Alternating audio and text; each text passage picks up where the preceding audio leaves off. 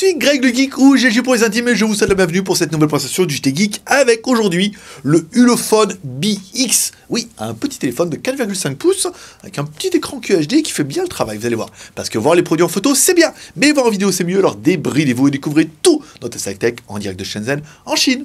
Allez, on vous explique tout ça après générique et après pas un geek.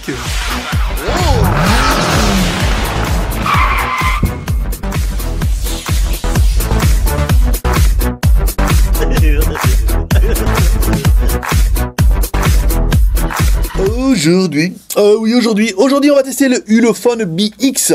Alors un téléphone qui est positionné un petit peu différemment parce qu'en fait il y a eu le B1 qui était un petit téléphone entrée de gamme, bon voilà. Ensuite on a eu le B Pro qui était quand même un téléphone qui était, pour l'avoir encore mis à jour hier, un téléphone qui est quand même juste par rapport à son prix, qui est un très très bon téléphone, j'allais dire incroyable, mais après il est quand même pas incroyable, si, quand même très très bien positionné.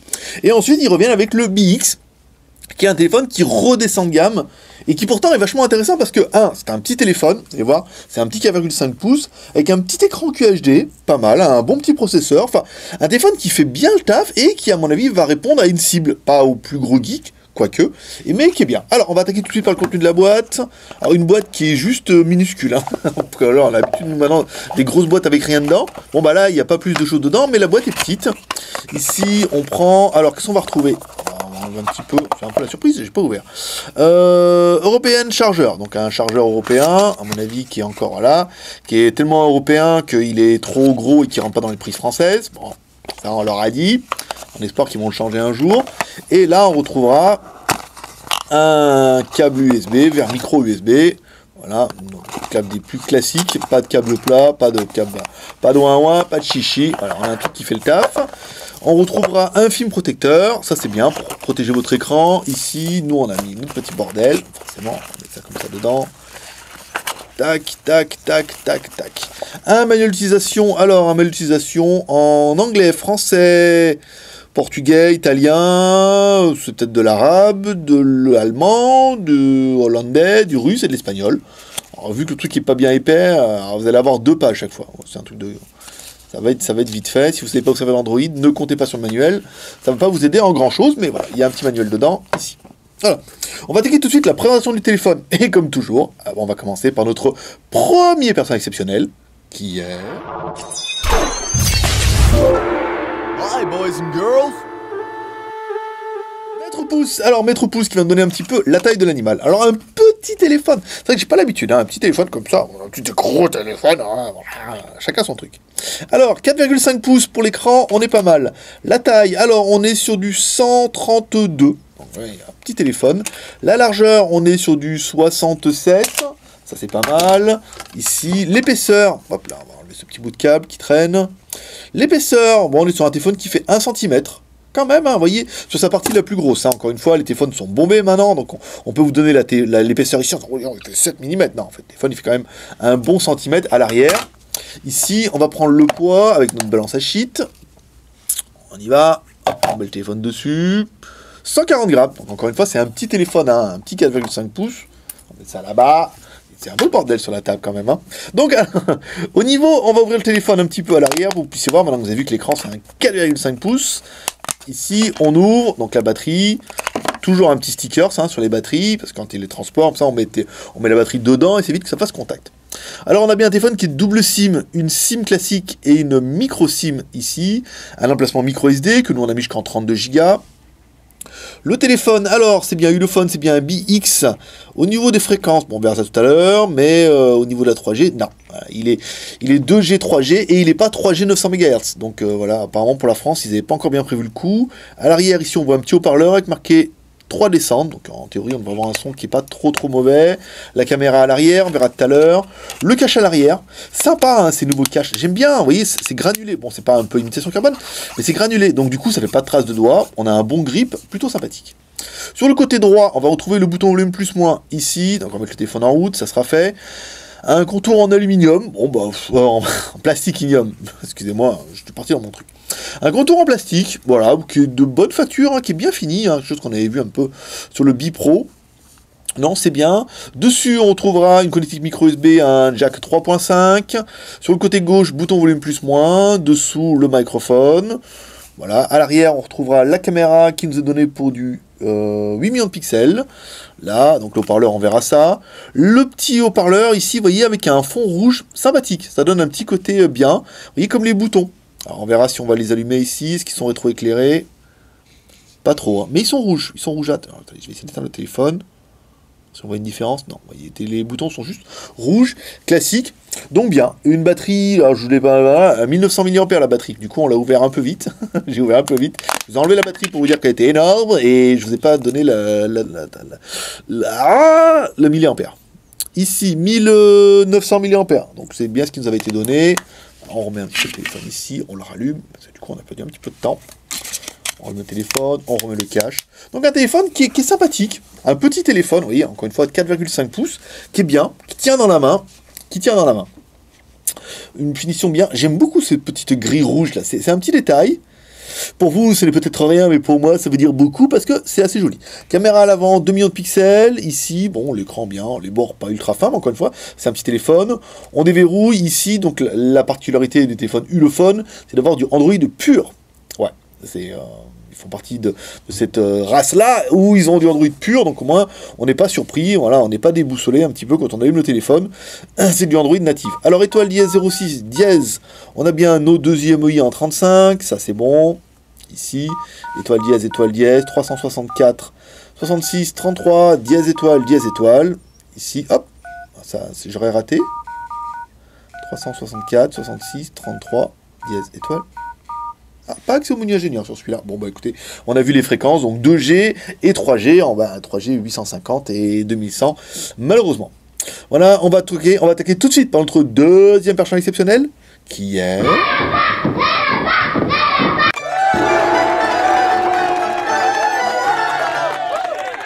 Antutu, allez, Antutu qui va nous donner un petit peu le score de l'animal. Donc une nouvelle version Antutu, apparemment c'est une 5.6.1 qui conserve les scores. C'est quand même une bonne nouvelle. 28 897, donc un petit score pour un petit téléphone, hein, simplement. Donc c'est bien Ulefone, c'est bien BX, la version Android c'est 4.4.2 en 32 bits. Le processeur c'est MT6592, alors attention c'est MT6592M. C'est une version un peu plus light, en fait il fait que 8 fois 1 Go 2 au lieu de 8 fois 1 Go 7. Le Mali, c'est un 450. La résolution de l'écran c'est du 960 par 540, donc c'est du QHD. Du QHD avec un petit Q. Et pourquoi un petit Q? Parce que c'est la petite HD. Ah, j'aime bien la faire celle-là. Parce qu'en fait, si vous avez mis un gros Q, c'était la grosse HD. Dans ce cas, c'est des quad HD ou 2K, 4K, la classe. Alors, le QHD, c'est très bien en fait. Pour un 4,5 pouces, c'est quand même pas mal. Caméra arrière 8 millions de pixels, les 1035. La RAM, ta ROM, on verra ça tout à l'heure. Le CPU, donc on a bien vu, c'est un 8 fois 1 Go 4. 1 Go 4, vous voyez, il est un peu... normalement, c'est plutôt un Go 2. Là, il est un peu boosté, donc on peut monter à 1 Go 4, donc c'est pas mal. 32 bits, ici, l'affichage, un Mali 450. Donc apparemment, vu le retour des membres, ça permet de faire tourner un petit peu tout. Hein. Donc vous êtes peinard avec ça. Ici, l'appareil photo, 8 millions à l'arrière, 2 millions à l'avant. Batterie, ça c'est bon. L'OS Android 4.4.2. Le NFC, bon, ça c'est pas très intéressant. Le réseau, nanana. Alors, les sensors. Alors, on a pas grand chose. C'est bizarre celui-là. Alors, normalement c'est oui, non. Alors, l'accéléromètre, oui, apparemment. Le capteur de luminosité, oui. Le proximité. Ah, c'est bizarre comment c'est fait. Normalement c'est oui, non. Là maintenant ils mettent pas oui, ils mettent le modèle. Ouais, que vous avez directement le nom des sensors. Pas mal. Pour ceux qui seront fans, ça pourra leur faire plaisir. Donc voilà, un score plutôt correct. On va attaquer maintenant le deuxième score avec notre CPU testeur, que j'ai bien l'impression d'avoir juste oublié d'installer. Donc si vous ne savez pas, gestionnaire des fichiers, ici, j'ai notre fichier, CPU identifieur, on va l'installer, ça sera fait, on va le faire ensemble. Donc ne tapez pas comme moi avec les ongles, ça ne marche pas. Ah, c'est pas du résistif, hein. Ah, la belle époque des résistifs, ça a fait toute ma jeunesse. Quand j'ai commencé les smartphones en 2009, et ben ils étaient tous résistifs, quasiment, il y avait très très peu de capacitifs. C'était quand même un peu cher à l'époque. Alors, notre CPU, c'est bien MT192, un 8 x 1 Go 4, c'est pas mal. On va lancer l'évaluation, et attendre nos 3 bips. Vous aimez bien les 3 bips. Donc là, on est pas mal, mètre pouce, oh, c'est bien, ouais, pas mal. On fera la RAM, la ROM et ta ROM, et puis on sera pas mal pour le test. Ici, le score du CPU, Tout, 12 791, c'est pas mal, hein, pour un 292M, c'est bien. On va attaquer la RAM, la ROM et ta ROM ici, avec les applications. Alors, les applications en cours, on est... En cours, de cours... Alors, on est 361 utilisés, 600 de libre, donc on est bien sur un téléphone qui fait 1 Go de RAM. Petite configuration, on vous l'a dit. Le stockage, alors, sur le stockage qu'il nous a donné, nous, on nous a donné 8 Go. Ici, donc le 8 Go, donc là on est directement sur la carte SD. Sur les 8 Go, il reste 6 Go, donc là, ça va dessus pour installer photos, vidéos, MP3, pas mal. Il vous reste 5 Go 81 sur les 8, une partie qui est déjà dédiée à Android, comme toujours. On continue, la RAM, la ROM, ta ROM, c'est bon, on va se faire la technique un petit peu avec Z-Device. Ici, alors on va se faire un peu l'accéléromètre. C'est pas mal, ça accéléromètre. Le compass, vous avez vu, non, pas de compass hein, sur cette version apparemment. Ou alors, Z-Device ne la détecte pas, ce qui est possible aussi. On prend notre OTG. Donc l'OTG, vous voyez, ça fonctionne, ça vous permettra de mettre des clés USB, des cartes mémoire ou plusieurs lecteurs. Ça, c'est pas mal. Ici, la LED de notification. Hop, on va prendre un petit peu notre câble. Alors ici, on va le mettre à l'endroit. Ça sera pas mal. Alors, pas de les notifications, hein. Vous voyez sur l'appareil, ici, on est chargé 89%, rien de caché, pas de les notifications. Les boutons qui sont pas rétroéclairés, ça vous l'aurez vu, et pourtant qui vibrent. Vous voyez, il y a une petite... Je sais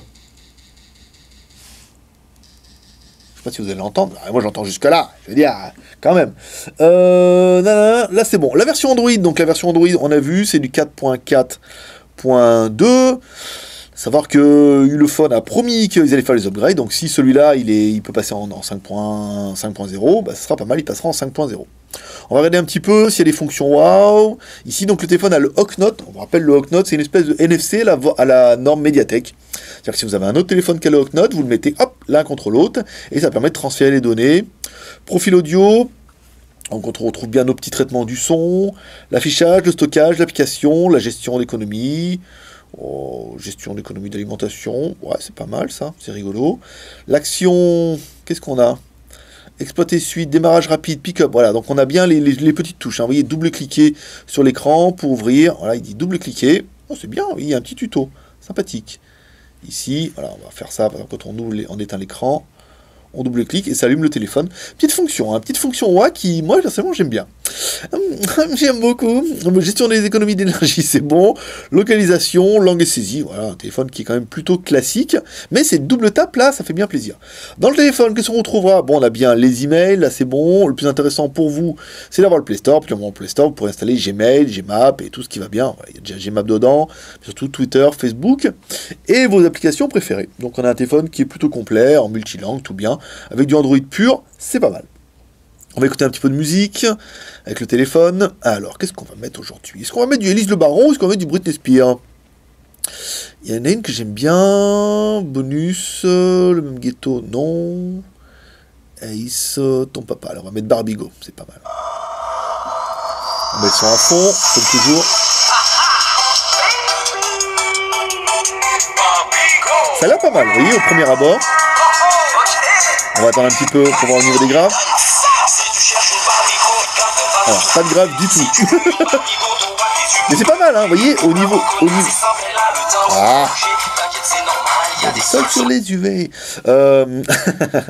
Donc, au niveau du médium, vous voyez, tout de suite, quand on a mis le son, on avait un bon niveau au niveau des médiums. On monte un petit peu dans les hauts médiums. Après, bon, forcément, on n'a pas d'aigus, mais pas de grave du tout. Mais alors... Pas du tout, du tout. Donc bon, bah il faudra prendre en considération, mais le son est quand même pas mal. Après, pour du main libre, des choses comme ça, c'est bien. Parce qu'en fait, on est toujours dans un registre de médium. On monte jamais très très haut. Ici, on va prendre nos galeries, on va essayer de trouver nos petites vidéos. Voilà, nos petites meufs. Ici, qui ont tendance à faire bien le travail. Alors, en haut et en bas, on a un écran, voilà, on a un noir qui est bien profond. Pas de fil de rétroéclairage. Mais alors, vous voyez, pas de fil du tout. C'est-à-dire qu'on a quasiment du mal à voir... entre l'écran et... Laissez un peu ça, parce que j'ai envie de crier, madame, là. Plus tard. On a du mal à voir entre la bordure et le LCD. Vous voyez, quand on met un peu l'éclairage, là, on voit bien, mais quand on se met comme ça, vous voyez, on a vraiment un truc qui est noir complet. C'est assez joli. L'écran, bah, pour du QHD, c'est pas mal. Ça fait bien le travail. Vous voyez, nos petites coréennes et tout. Ça chante. En plus, c'est bien, vous voyez, elles sont pas déposées sur YouTube. On a un écran qui est joli. Vous voyez, avec un angle toujours de 180 degrés. On va le mettre à fond sur le projecteur, comme ça vous permet de voir un petit peu ce que ça va donner en pleine luminosité, c'est-à-dire en plein soleil. Bon, bah en plein soleil, on voit rien. Ah, on voit un petit peu, on a l'esprit d'un bout de fil, là, comme ça. Bon, après, peut-être qu'en enlevant le film protecteur, c'est vrai qu'il y a un deuxième film protecteur qui est dessus, mais je pense pas que ça fasse une grosse différence, vu que le film protecteur est quand même bien transparent. C'est tout. Bon, le jeu, bah, toujours pas de jeu, hein. si vous avez un jeu à m'envoyer, une APK avec un jeu qui est bien, où il n'y a pas besoin de télécharger 1 milliard de maps ou de machin et tout, allez-y, envoyez-moi à admin@jtgeek.com. Voilà, comme ça je la mettrai, ça sera votre fierté, ça sera votre jeu à chaque fois et tout, donc n'hésitez pas à m'envoyer si vous avez une APK sympa, parce qu'après là on est sur le Play Store, c'est chiant, on a difficilement accès depuis la Chine.